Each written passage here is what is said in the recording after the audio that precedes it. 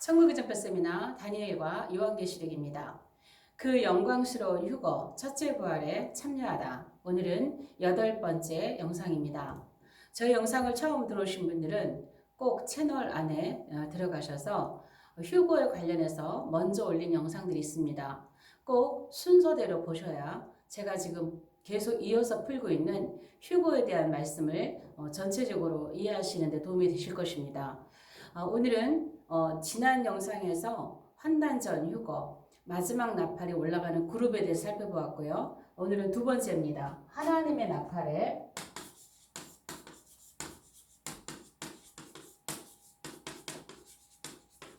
하나님의 나팔에 공중으로 끌어올려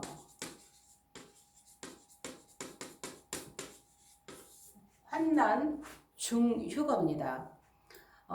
꼭 제가 올린 앞에 영상들을 서론부터 좀 휴거에 대해서 보셔야 제 영상을 좀 이해하시는 데 도움이 되십니다. 오늘은 저는 휴거를 3번이 있다고 주장을 하고 있습니다. 제 주장이 아니라 제가 보는 성경은 이렇게 보인다 해서 여러분과 함께 나누는 것입니다. 여러분들과 다소 휴거에 관해서 의견이 다르다 할지라도 다른 사람의 의견도 존중하는 그런 좀 넓은 마음으로 제 영상을 보시면 좋겠습니다. 저는 이번 영상은 환난 중 휴거로 두 번째 휴거입니다. 두 번째 휴거로 이제 이 환난 중 휴거는 첫 번째 환난 전 휴거는 비밀 휴거였습니다. 마지막 7번째 나팔 원래는 들리지 않는 요한계시록의 심판과 경고의 7개의 나팔 중에서 7번째 나팔은 비밀로 들을 수도 있고 듣지 못할 수도 있다. 그래서 첫 번째 휴거로 올라가는 사람들은 마지막 나팔에 올라간다 그래서 그 나팔은 7번째 나팔이다라고 제가 앞에서 충분히 말씀을 드렸습니다. 나팔에 대한 영상도 따로 올려놓는 것들이 있습니다. 그래서 오늘은 그 3번의 휴거에 관련된 나팔 가운데서 하나님의 나팔, 두 번째 올라가는 환난 중휴거, 하나님의 나팔에 대해서 하나님의 나팔과 관련된 두 번째 휴거에 대해서 살펴볼 것입니다. 자, 환난 중휴거. 환난 중휴거. 자, 이 환난 중휴거는요, 소수가 올라가는 게 아니라 지난 영상에서는 남자 아이로 표현된 소수가 올라간 그런 휴거였죠. 비밀 휴거였죠. 그러나 이번에 환난 중휴거는 소수가 아니라 다수의 휴거입니다. 다수의 휴거로 순서로는 두 번째가 됩니다. 두 번째 올라가는 휴거가 될 것이고 공개적인 휴거가 될 것입니다. 왜냐하면 하나님의 나팔 소리는 이 땅에 남아있는 사람들도 모두가 함께 다 듣기 때문에 비밀이 될 수가 없죠. 휴거가 일어난 걸 속일 수가 없는 그런 공개적인 휴거로 들어가게 됩니다. 제가 환난 중이라 할 때 이 환난은 일반 재난이 아니라 8번째 짐승이 등장하는 등장 전후를 환난이라고 얘기한다 그랬어요. 그래서 환난은 들립시스, 우리의 육체를 폭력으로 가하는, 육체를 압박을 가하는, 엄청난 폭력으로 압박을 가하는 그런 뜻의 들립시스가 환난이라고 그랬습니다. 우리가 일반적으로 요한계시록의 환난을 얘기하는 자연재난 이런 것을 말하는 게 아니라 짐승의 압박과 관련해서 환난, 들립시스라고 그랬어요. 그래서 환난 전이냐 중이냐 이것은 8번째 왕 후3년에 등장하는 그 후3년 그 8번째 짐승 그 세계 통치자 안에 들어가는 그 짐승의 등장 전후가 환난 전후 이렇게 저는 구별을 해야 된다고 계속 이야기를 하고 있습니다. 그래서 이 환난 중 휴거는 다수가 올라가는 그런 휴거인데 여기에 이제 성경 근거를 보면 성경 근거는 첫 번째 서신서에서 나타나고 있는 데살로니가 전서 4장 16에서 17절이죠. 공중으로 끌어올리죠. 공중으로 끌어올려. 이게 하르파조죠. 하르파조예요. 공중으로 끌어올린다. 그 다음에 이것과 짝이 되는 말씀이 요한계시록. 그러니까 하나는 서신서의 사도 바울의 가르침과 관련해서 다수가 올라가는 공중으로 끌려 올라가는 데살로니가 4장 16, 17절이라면 요한계시록은 14장 14에서 16절까지 말씀이에요. 인자와 같으시니까 공중 구름 위로 올라오시죠. 구름 위로 오셔서 거기에 앉아 계세요. 앉아 계시는데 구름 위에 앉으셨는데 이 구름 위가 어딜까요? 이게 공중이죠. 이게 공중.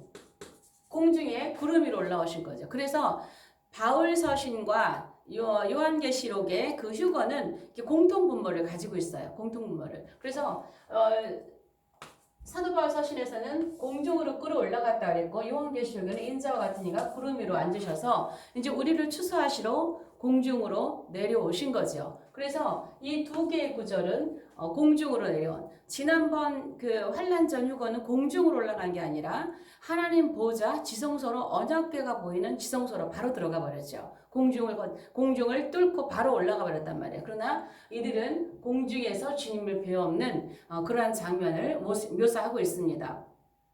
그러면 우리가 이 환난 중 휴거에서 절기가 예표로 있다고 그랬어요. 절기 예표. 물론 여호와의 7대 절기는 그 절기 자체를 문자 그대로, 날짜 그대로 이루시는 분은 우리 주님 예수 그리스도시죠. 그러나 이 절기가 주는 예표가 있다고 그랬어요. 그래서 절기 예표가 첫 번째 휴거는 초실절, 처음 익은 열매, 첫 열매라고 했다면 두 번째는 오순절입니다. 오순절. 자, 오순절이 두 번째 휴거의 그 예표가 됩니다. 오순절이 이제 곡식이 이제 추수되는 밀추수죠. 이 곡식은 이제 밀추수인데 첫 번째 초실절은 이제 보리추수라면 여기는 밀추수인데요. 자, 이 밀은요 껍데기가 좀 딱딱해가지고요 진 이겨서 껍데기를 까야 돼요. 이제 보리는 좀 부드러우니까 살살 비벼가지고 까는데. 그래서 이 밀추수는 딱딱한 껍데기를 진이겨서 껍데기를 까는 이 예표가 환난 초기죠. 환난 전은 아니고 환난 중심에 들어가는 것도 아니고 환난 초기 어느 정도 환난을 겪는 그러한 그 절기로 예표, 두 번째 휴거 예표입니다. 그러면 여기 오순절이 초실절에서 오순절까지가 50일이잖아요. 50일. 그래서 두 번째 휴거는요. 이 절기 예표를 볼 때 두 번째 휴거는 초실절에서 오순절을 날짜나 틀리지 않고 이루신 거는 예수님이시죠. 초실절에 부활하셔서 40일간 머무시고 성령으로 오시는 오순절 50일째 딱 열흘 만에 오셔서 날짜 그대로 주님께서 절기를 이루셨어요. 그러나 예표가 지는 이 초실절에서 오순절까지는 50일이란 말이에요. 50일.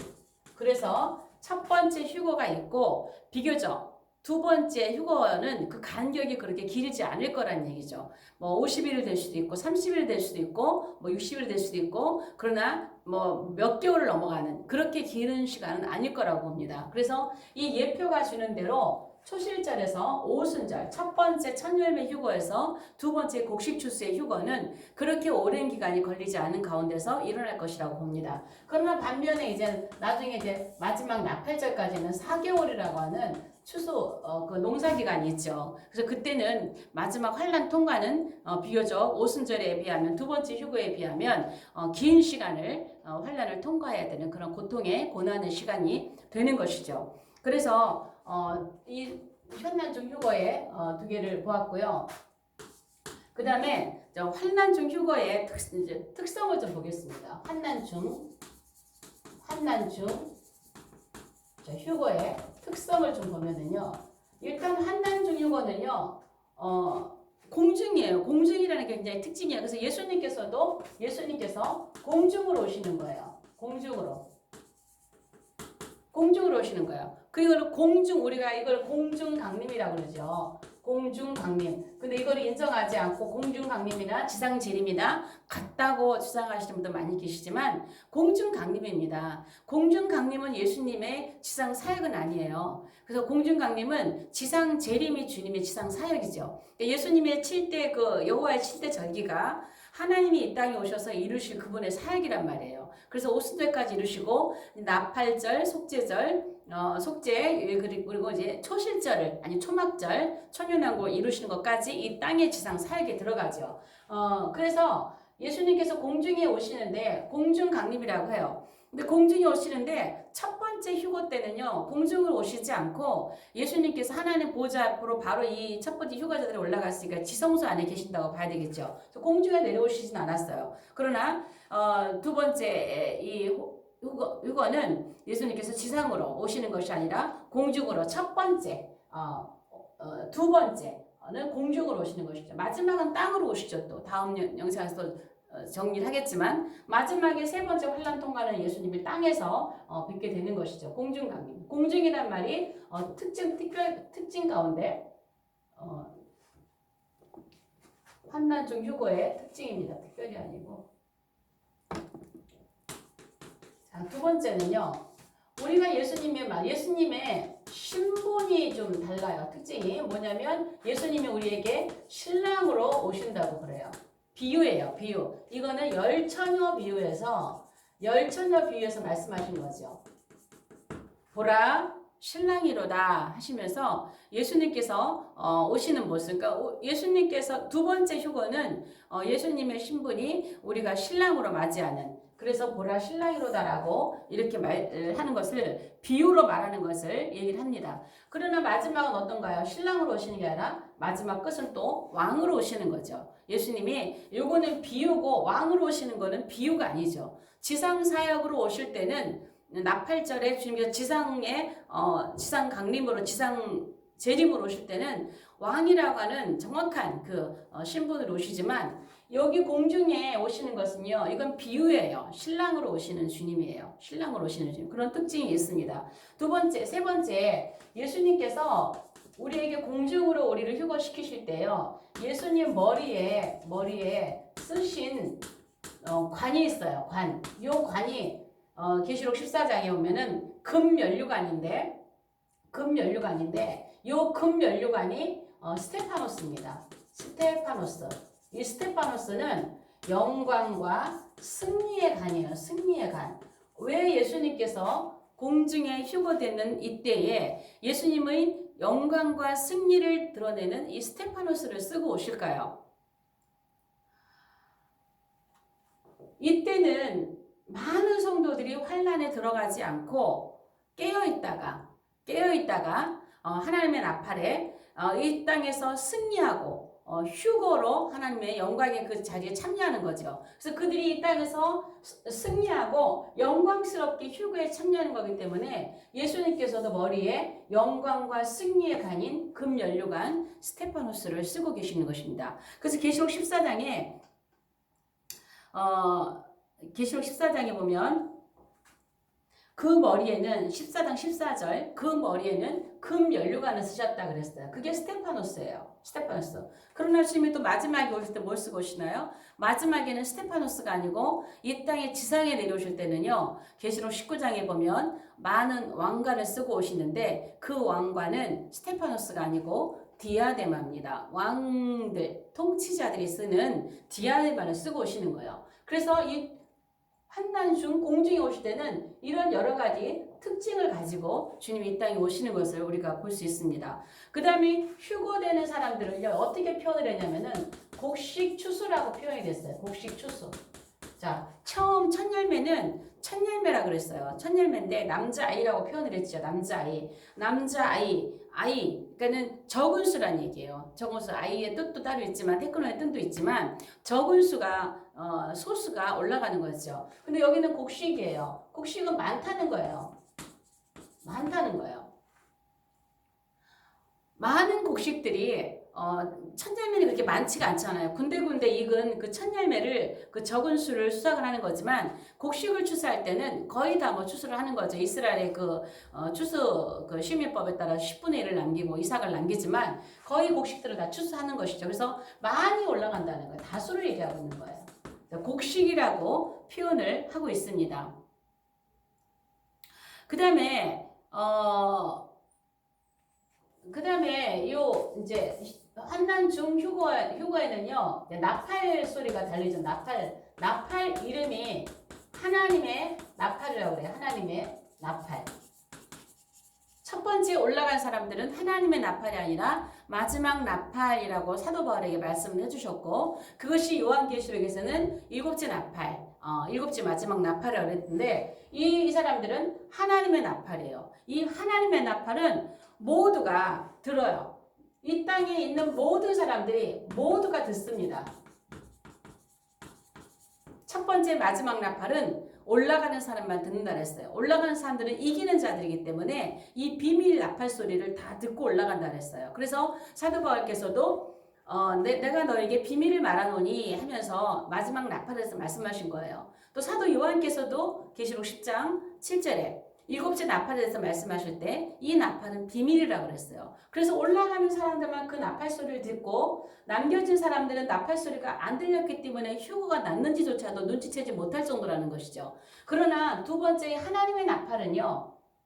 데살로니가전서 4장 16, 17 보면은요. 천사장의 그 하나님께서 예수님 호령과 천사장의 나팔 소리, 하나님의 나팔 소리로 모든 이 땅에 있는 사람들이 아주 호령과 큰 소리로 나팔을 불고 내려오시는 거거든요. 그래서 모든 사람들이 이 나팔 소리를 듣는 것이죠. 이 나팔이 앞으로 올려질 때에 이 나팔 소리를 듣고도 올라가지 못하고 이 땅에 남아있다면 어마어마한 후 3년반의 환란을 중심에 들어가는 그런 불행한 시기로 들어가게 될 것입니다. 정말 우리가 적어도 이 두 번째 마지막 나팔 소리를 놓친다면 하나님의 나팔 소리는 꼭 듣고 우리가 휴거에 참여해야 될 것입니다. 여섯 번째로 이 환난 중 휴거에 들어가는 사람들은요. 성전이 있는데요. 증거, 장막, 성전으로 들어갑니다. 계시록 15장 5절이죠. 자, 휴거에 대해서 얘기할 때 환난 전 휴거를 해서 공중으로 올라가서 공중에서 7년 동안 혼인잔치 한다라고 하는 것이 전통적인 해석입니다. 환난 전 휴거를 주장하시는 분들의. 그러나 제가 계속 반복하지만 결코 우리는 7년째는 휴거 없다. 그리고 휴거에서 공중에서 7년 동안 둥둥 떠 있는 것이 아니라는 말씀을 드렸습니다. 그래서 첫 번째 휴거할 때는 하나님의 언약궤가 하나님 보좌 앞으로 올려가더라 그랬어요. 12장 5절에 하나님의 보좌 앞으로 올려갔어요. 거기 보좌는 11장 19절에 보면 언약궤, 지성소가 있는 언약궤가 있는 지성소입니다. 그러나 이분들은요 올라가서 하나님의 증거 장막 성전 안으로 들어가요. 그러면 지성소보다는 증거 장막 성전은 좀 넓지요.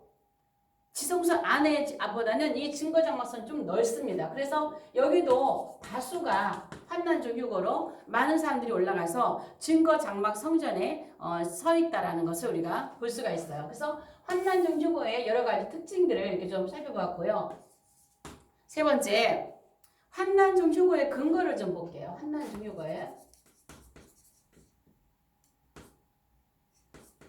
중 휴거의 근거. 뭐 그 말인 것 같은 느낌이 들긴 하는데요.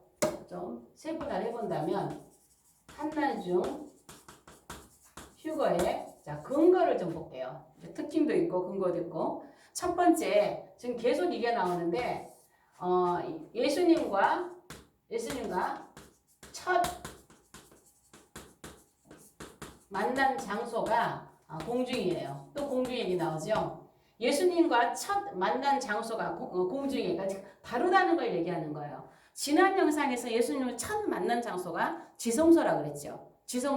지성소에서 소수의 이기는 자들이 올라간 그 소수의 남녀 그룹 테크노니 어린이라고 그랬죠. 어린이 중성명사로 소수의 어떤 그룹이 하나님 예수님 지성소 안으로 가서 거기서 예수님을 배웠지만 이 환난 중 휴거는요 밖으로 주님이 나오셨어요. 구름 위로 나오셔서 첫 번째 거기에서 우리가 주님을 만나게 될 것입니다. 공중에서 그래서 공중으로 끌어올려라는 말을 하는 거죠. 끌어올려. 누가 끌어올리나요? 예수님이 끌어올리시는 거예요. 계시록 14장에 보면 14에서 16절에 보면 예수님께서 그 낯으로 모든 곡식들을 휙 해서 다 올려서 전부 다 추수한다고 말씀하고 계세요. 그래서 절대로 우리가 이 공중으로 올라갈 때 환난 중 휴거 공중으로 올라갈 때 우리가 먼저 올라가서 예수님을 기다리는 게 아닙니다. 우리가 먼저 어떤 분들은 우리가 먼저 올라가서 영접해 온다라는 말에 강조를 두고 귀하신 분을 영접해 오는 의미에서 올라가서 예수님을 만나서 내려온다 이렇게 말씀을 하시는 분들 하시는 걸 들어봤는데요. 그렇지 않습니다. 우리는 공중에 올라갈 때 우리 힘으로 올라가는 게 아니잖아요. 누가 끌어올리겠어요. 그래서 우리가 공중으로 먼저 올라가기 전에 예수님 먼저 구름 위로 내려오시는 거예요. 예수님께서 인자와 같은 이가 구름 위로 먼저 내려오셔서 분명하게 계시록 14장에 보면 14에서 15, 16에 보면은요. 예수님께서 낯으로 곡식을 거두신다 그랬어요.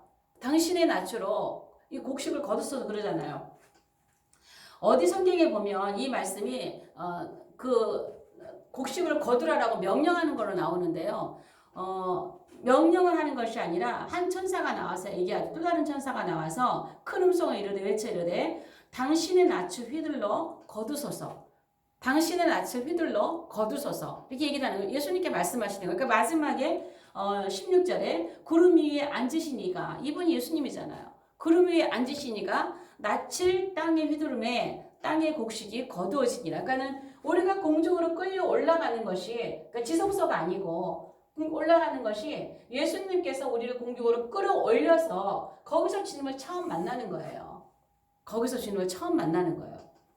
그래서 이렇게 만나면 올라가면 이제 이들이 올라갔는데 위치가 있어요. 위치. 이들이 어디에 있다라고 얘기를 하고 있냐면 불이 섞인 유리바다라고 얘기하고 있어요. 유리바다. 불 섞인 유리바다라고 계시록 15장 2절에 불 섞인 유리바다. 그럼 불 섞인 유리바다 하니까 좀 환란의 흔적이 좀 보이죠. 불 섞인 유리바다라고 이들이 서 있는 위치를 보여줍니다. 그 다음에 또 세 번째 이들의 환란의 강도가 달라요.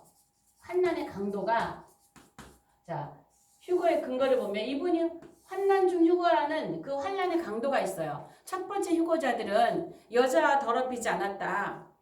여자와 더럽히지 않았다. 그거는 배도하지 않았다 그랬죠. 그 다음에 어디로 인도하시는지 어린 양과 함께 했다 그랬죠. 주님과 동행했다 그랬어요. 어린 양을 따라갔다. 그리고 또 첫열매다. 입에는 거짓이 없고 흠이 없다. 이래서 짐승 환난과 관련된 그 어떤 용어도 없었어요. 첫 번째 환난 전에 올라간 사람들은. 그러나 이 사람들의 환난의 강도가요. 그 우상부터 짐승의 환난의 강도가 나오기 시작합니다. 자, 짐승이라는 말이 나와요. 짐승. 자, 계시록 15장 2절, 3절, 2절, 3절에 보면 2절에 보면 그의 짐승과 그 다음에 그의 우상과 또 그 이름의 수를 이기고 벗어난 자라고 그래. 벗어난 자. 그러면 짐승 또 그의 우상 그 이름의 수 이기고 벗어난 자 이게 환난의 강도예요. 그리고 이 사람들이 왜 환난 중이라고 할 수 있는 거냐면 환난 끝이 아니라 왜 환난 중이라고 하냐면 환난 끝에 있는 사람들은요 뭐가 더해 있냐면은 경배라는 말이 더해 있고요 목배임이라는 말이 더해 있어요. 이게 추가되어 있어. 이거는 환난 중심에 들어간 거거든요. 그러니까 첫 번째 휴거자들은 짐승이나 우상, 수, 뭐 환난, 경배, 목배 이런 단어가 전혀 없는데 환난 중, 환난 초기 올라간 환난 중 휴거자들은 짐승, 우상, 이름의 수 이런 것을 다 벗어나서 이기고 벗어났다 그래요. 이기고 벗어나서 영광스러운 휴거의 자리에 이들이 올라간 거, 참여한 거예요. 그래서 예수님이 스테파노를 쓰고 오셨다는 것이죠. 그러나 환난 중심에는 들어가지 않았어요. 목배임을 당했다거나 경배 우상에게 경배했다거나 이런 근거가 없는 걸 볼 때 경배하지 않았다거나 그 다음에 목배임을 당했다거나 이런 말이 없는 것을 보니 이들은 환난의 강도를 보아서 환난 중 휴거자들이다라고 구별을 하는 것이죠. 그 다음에 또 자 곡식의 상태를 얘기하고 있어요. 곡식의 상태. 자 곡식의 상태는요. 자 계시록 15장 2절에 보면 계시록 15장이 아니고 14장 15절에 보면은요. 14장 15절에 보면 곡식의 상태를 얘기해 주고 있어요. 자 처음 열면은 14장 15절에 첫 열매는 환난 전 휴거자들은 처음 익은 열매라고 얘기를 하고 있어요. 그런데 여기서 보면 곡식이 다 익었대요. 곡식이 다 익었다고 표현을 하고 있어요. 15절에 한 천사가 구름 위에 앉으시는 이를 향하여 예수님을 향하여 큰 소리로 외치는 거죠. 큰 소리로 당신의 낯을 휘둘러 거두소서 땅의 곡식이 다 익어 거둘 때가 이르렀습니다. 땅의 곡식이 다 익어. 땅에. 단어 그대로 좀 다시 좀 보겠습니다. 땅의 곡식. 이상이죠? 땅의 곡식이 다 익었다. 다 익어서 거둘 때가 되었으니까 이제는 거두시라는 얘기예요. 자, 보십시오. 곡식이 다 익은 때가 언제입니까? 밀추수하는 보리추수잖아요. 아니 밀추수잖아요. 오순절. 첫 열매는 처음 익은 열매잖아요. 그 밭 가운데서 그 논 가운데서 처음 익은 열매가 군데군데 조금만 익었죠. 그런데 이 곡식은 다 익었어요. 다. 계시록 14장 5절에 보면 첫 번째 휴거된 사람들의 그 장면을 보여주고 있잖아요. 그들은 14장 4절에 그들은 처음 익은 열매다. 첫 열매, 초실절 열매, 환난 전 휴거를 얘기하고 있지만 환난 중 휴거는 곡식의 상태가 처음 익은 열매가 아니라 땅의 곡식이 다 익었다는 거예요. 그래서 이들은 환난 중 휴거입니다. 이제 공중으로 올라가는 휴거는 마지막입니다. 두 번째, 공중으로 올라가는 휴거는 마지막이라는 것을 보여주고 있는 것입니다. 그래서 환난 중 휴거의 근거를 살펴봤고요. 마지막으로 네 번째, 부활이 선행된 증거입니다. 자, 부활이 선행 증거, 선행된 증거예요. 제가 요 강의 전전에 계속 앞서서 말씀드린 게 우리가 계시록의 휴거를 풀려면 서신서의 사도 바울의 가르침이 기반이 돼야 된다라고 그랬어요. 그래서 사도 바울의 가르침이 원칙이 돼야 된다라고 말씀을 드렸습니다. 그럴 때에 제가 이런 말씀을 드렸어요. 휴거가 요한계시록에 3번이 나타나는데 두 번의 휴거는 살아있는 자가 몸이 변화돼서 휴거되는 장면을 묘사하고 있지만 죽은 자들의 몸이 부활을 해가지고 휴거되는 장면은 묘사되고 있지 않다. 그러나 계시록에서 휴거를 살아있는 자가 변화돼서 휴거된 장면을 묘사하고 있을 때에 사도 바울의 가르침에 의거해서 죽은 자가 먼저 부활이 선행됐다라는 것을 눈치채야 된다 그랬어요. 그거를 보고 해석을 해야 된다 그랬죠. 그렇다면 첫 번째 휴거에서 남자아이가 올라가는 장면을 보여줬어요. 그러나 죽은 자가 부활했다고 하는 선행의 증거들을 말씀드렸죠. 또 하나님께 속하고 어린 양께 속한 자라 얘기했어요. 하나님께 속한 자, 구약의 성도들, 어린 양께 속한 자, 신약의 성도들. 그렇다면 여기 지금 곡식이 추수되는 장면이에요. 곡식이 추수되는 두 번째 휴거에서도 살아있는 자가 변화돼서 휴거되는 장면, 위로 올라가는, 공중으로 끌려 올라가는 장면을 묘사하고 있는데 죽은 자의 부활에 대해서 얘기를 안 하고 있단 말이에요. 그러나 그럴지라도 요한계시록에서 곡식 추수의 두 번째 휴거가 일어났을 때 사도 요한의 가르침에 근거해서 죽은 자가 부활했구나, 부활이 선행했구나, 이렇게 우리가 믿고 가야 된다는 것이었어요. 그랬을 때 저는 요한계시록에 사인이 있다라는 말씀을 드렸습니다. 요한계시록에는 죽은 자가 선행으로 먼저 부활이 선행되었다라는 사인이 있다 그랬어요. 그러면 부활의 선행 증거가 어디 있느냐? 요한계시록의 두 번째 휴거, 그거는 요한계시록 15장 2절에 보면은요, 15장 3절에 보면은요, 자, 모세의 노래가 나와요. 이들이 불 섞인 유리바다에서 모세의 노래를 부르고, 두 번째는 어린 양의 노래를 부릅니다. 어린 양의 노래. 자, 모세의 노래가 이들은 출애굽기 15장에 보면 홍해 바다를 건너와서 모세의 노래, 이 구약의 성도들이 부르는 거 볼 수 있죠. 이들이 환란을 벗어나서 환란의 중심에 들어가지 않고 영광스러운 이 승리에 벗어나서 불 섞인 유리바다, 어려움이 좀 있었지만, 곧 어려움이 있어 환란 초기였지만 여기에서 이들이 벗어나서 환란의 이 모세의 노래를 어린 양의 노래를 부르는 거예요. 그렇게 여기서 공주의 노래를 부르고 이들이 공중에 둥둥 떠 있는 게 아니라 증거장막 성전 안으로 들어가겠죠. 그렇다면 이 모세의 노래를 부르는 사람들은 누구일까요? 구약의 성도들이 부활했다는 얘기예요. 구약의 성도들이. 그럼 어린 양의 노래를 부르는 이들은 누굴까요? 신약의 성도들이겠죠. 신약의 성도들. 신약의 성도들이 이미 부활을 해서 죽은 자들이 부활을 해서 이미 불 섞인 유리바다에서 어린 양의 노래, 모세의 노래, 이 노래를 함께 부르며 주님께 영광을 돌리고 있는 승리의 노래를 부르고 있는 장면이 부활이 선행됐다라고 하는 증거입니다. 그래서 두 번째 휴거도 성경의 근거들을 찾아보면서 저는 두 번째 휴거가 환난 중 휴거가 곡식추수가 두 번째 휴거고, 이 휴거는 우리가 일반적으로 알고 있는 데살로니가전서 이 땅에 일어나는 영광스러운 그 영광의 그날, 그 휴거가 모든 사람들이 알 수 있는 다수가 올라가는 공개적인 이 휴거라고 저는 봅니다. 오늘 영상은 여기까지 하겠습니다. 영상이 좋으시면 좋아요, 구독, 공유, 또 채널 속에 댓글로 응원해 주시고, 여러분들이 시간을 투자해서 한 달에 한 번씩 있는 무료 2박 3일 집중 세미나에 한 번 오신다면 여러 개로 펼쳐져 있는 이 저의 영상들을 전체적으로 다니엘과 요한계시를 정리하는 좋은 그러한 시간이 될 것입니다. 한 달에 한 번씩 있는 이 일정에 맞는 분들은 꼭 한번 세미나에 한번 오시기를 권합니다. 다음 영상에서 뵙겠습니다.